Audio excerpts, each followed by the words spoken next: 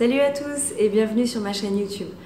Donc je m'appelle Elisabeth, j'ai une trentaine d'années et j'habite au Koweït depuis août 2015. Quand je suis arrivée au Koweït, j'ai eu beaucoup de difficultés à trouver des informations en français sur la vie ici, même en anglais d'ailleurs. Il y a très peu d'informations utiles sur le Koweït, même si aujourd'hui on en a de plus en plus. À l'époque, en 2015, c'était très difficile à trouver. En août 2018, j'ai décidé d'ouvrir un blog que j'ai appelé Liz in Koweït, et j'étais donc la première française à partager son expérience sur la vie au Koweït. C'est comme ça que l'aventure Liz in Koweït a démarré.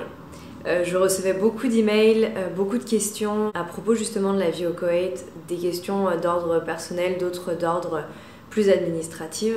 Mais malheureusement, pendant la pandémie liée au Covid, j'ai fait, je pense comme énormément de personnes dans le monde, une petite dépression liée aux différents confinements, à cette impression de ne pas pouvoir se projeter dans le futur, la difficulté d'avoir un quotidien. Ici au Koweït, les règles changeaient très régulièrement et étaient hyper restrictives, et donc c'était quand même assez difficile, pour moi en tout cas, de me réveiller le matin et de ne pas savoir de quoi ma journée allait être faite. Surtout que je suis au Koweït toute seule, que je vis toute seule, donc ça a été des semaines et des mois très compliqués à gérer.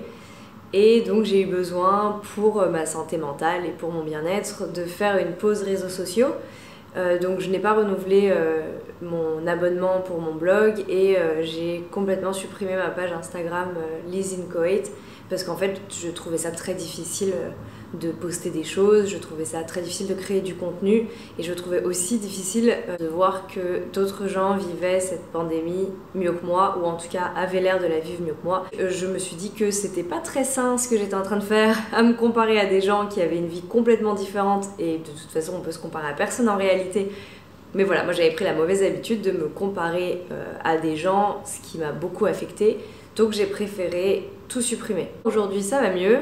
Je suis capable d'aller sur les réseaux sociaux sans que ça m'affecte, et donc c'est pour ça que j'ai décidé de reprendre cette chaîne YouTube. Parce que en fait, moi j'aime bien raconter ma vie, j'aime bien partager mon expérience, j'aime bien avoir une trace de ce par quoi je passe, j'aime bien relire plus tard ou revoir plus tard où j'en étais à un moment donné. Je trouve ça très intéressant et très important, et je fais ça sur internet depuis mon adolescence, parce que je me souviens à l'époque j'avais déjà un skyblog où je racontais ma vie et mes pensées et ce que j'avais dans la tête, donc c'est vraiment quelque chose que j'ai toujours fait, et là j'avoue que ça me manque un peu. Et comme je n'aime plus Instagram, je n'ai pas envie de recommencer un blog de zéro, et en même temps j'ai pas envie de reprendre mon ancien blog, parce que j'ai l'impression que je suis plus la même personne qu'à l'époque, ce qui est le cas d'ailleurs, je ne suis plus la même personne qu'avant. Donc je me suis dit que j'ai pas encore travaillé sur YouTube, donc on va voir ce que ça donne, et on va commencer à créer du contenu pour YouTube. Alors je ne partagerai pas sur YouTube des informations d'ordre administratif ou légal, tout simplement parce que je n'ai pas une connaissance du pays suffisante pour ça, et Leila de la chaîne French in Koweït le fait honnêtement très bien. Elle a une bonne connaissance du pays, en tout cas bien meilleure que la mienne, ça l'intéresse beaucoup plus que moi, donc je vous conseille de vous orienter vers sa chaîne si c'est ce que vous recherchez.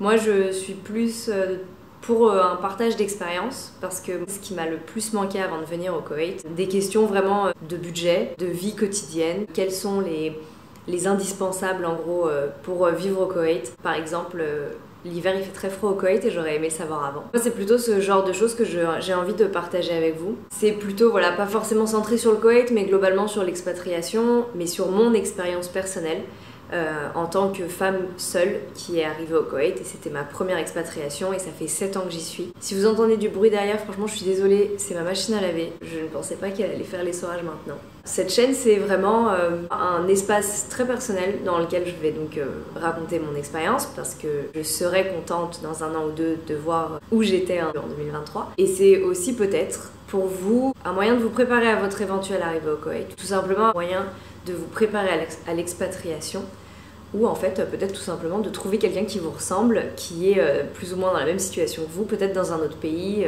Mais en fait c'est ça qui est dingue avec internet, et c'est la magie d'internet, et franchement moi c'est ce que j'adore, c'est de pouvoir rencontrer des gens qui sont dans la même situation que nous, ou presque dans la même situation que nous, qu'on n'aurait jamais rencontré dans la vraie vie, et je trouve ça très intéressant de le partager.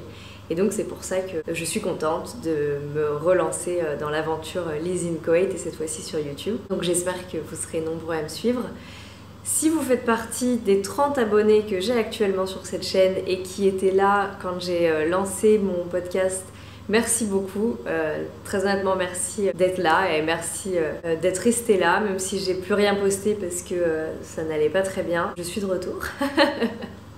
Donc n'hésitez pas à vous faire connaître dans les commentaires et à liker la vidéo si vous le souhaitez. Et si vous êtes nouveau, n'hésitez pas à vous abonner pour suivre mes petites aventures. Et j'ai oublié de vous présenter quelqu'un qui sera certainement très souvent dans mes vidéos. Peut-être que vous ne le verrez pas, mais en tout cas c'est sûr et certain que vous allez l'entendre. C'est mon petit chat.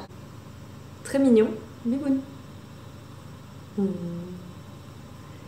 C'est sa tête. Il n'est pas fâché, il n'est pas triste, il a juste cette tête perpétuellement. Donc voilà, je vous dis à très bientôt. J'espère qu'on va partager plein de choses ensemble. Et d'ici là, prenez bien soin de vous. Ciao!